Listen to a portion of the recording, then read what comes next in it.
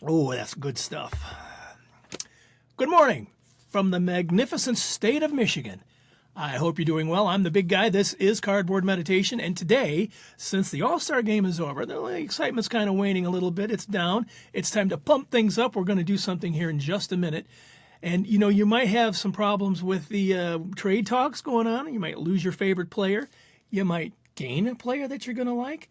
It's also the second half of the season starting up. So there's a lot of excitement. I need to calm everything down. I don't know about you. I get too excited, lose some sleep. Things just start not working right. So here's my suggestion to us. If you would be so willing to come with me, I want to do a little bird watching.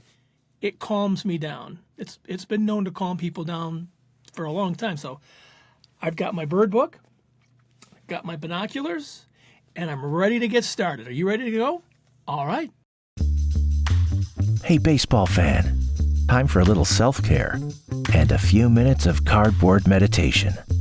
Welcome to the show that features some of baseball's oddest stories and the cardboard slabs that document them. Find peace and joy through baseball cards with your host, the big guy. So I know what you're thinking. You're thinking we're going to dig up a whole lot of Blue Jays, Orioles, and Cardinals and talk about them. Now that would be too easy. Maybe we're going to talk about birds of prey, a couple of hawks. That might be a good show idea down the line. Or maybe you're going to think we're going to talk about Greg Bird. Okay, now you're kind of stretching it, aren't you? Well, no, I think it's going to be a different kind of bird we're talking about today. So let's take a look at the first one. Yeah, it's that kind of show today.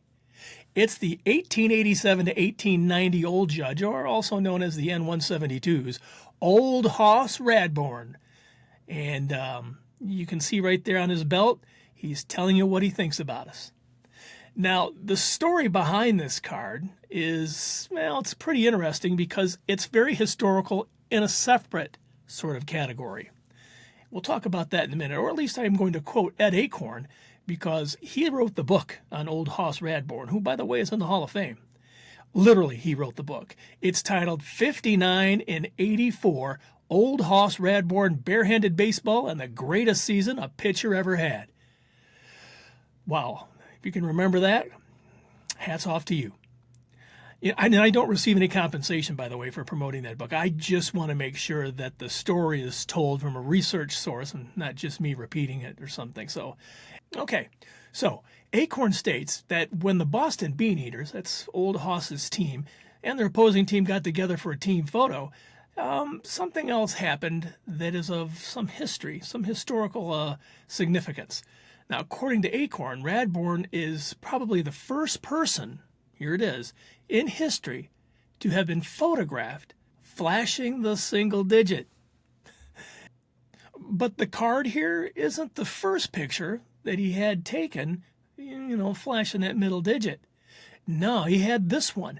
This is the first time anybody has ever had their picture taken giving us the one-finger salute. This is it.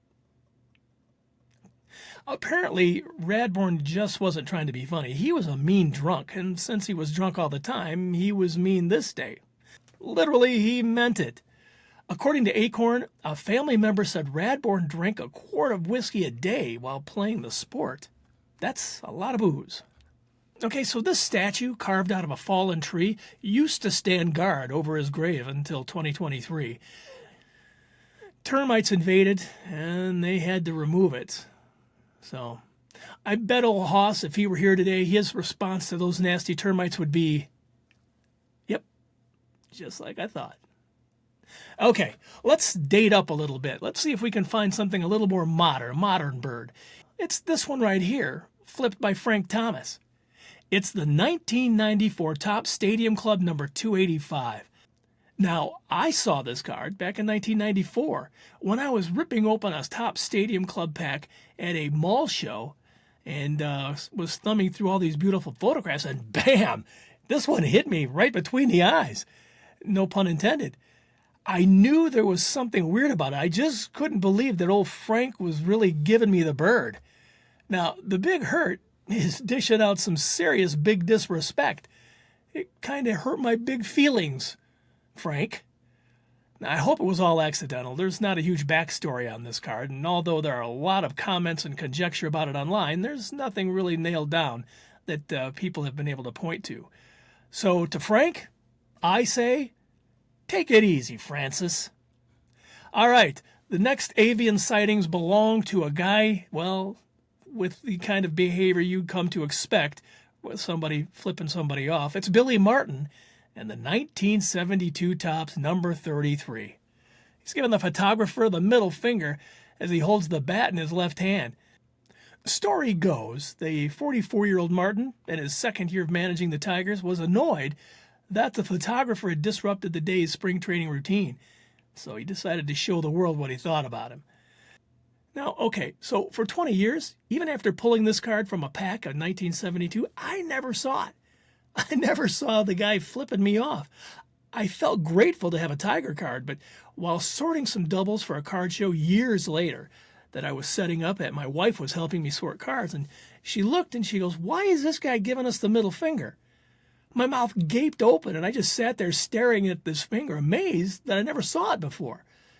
And that was Billy just being so disrespectful. But then I thought, Billy was always ready to fight, wasn't he?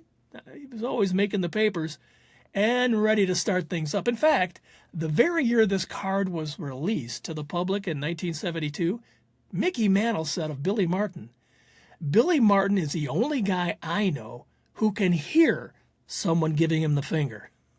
I believe that. So for a couple of bonus bird sightings on this edition of Cardboard Meditation, I thought you'd like to know that flashing the one-finger salute is kind of big here in Michigan. Back in 1969, practicing at Tiger Stadium, the whole team is assembled for a team photo. And yeah, somebody had to stir up trouble. And this time, it was Denny McLain and John Hiller in the back row of the team photo. And boy, these guys. Look at Bill Freehand, just to the left. Yeah, he thinks it's funny. In another moment in the naughty Michigan baseball history, there was a baseball game that the Tigers were playing in Comerica Park against the Oakland A's a few years back. And while playing left field, Tyler Collins, committed an error on a simple fly ball, and he got a lot of boos from the crowd. And then he finally caught a ball later, and the fans cheered, and it was a little humiliating, and I took his frustrations out. While on TV, he flipped off the crowd. That little lack of grace cost Collins his career in Detroit, which is too bad. He was a decent ball player.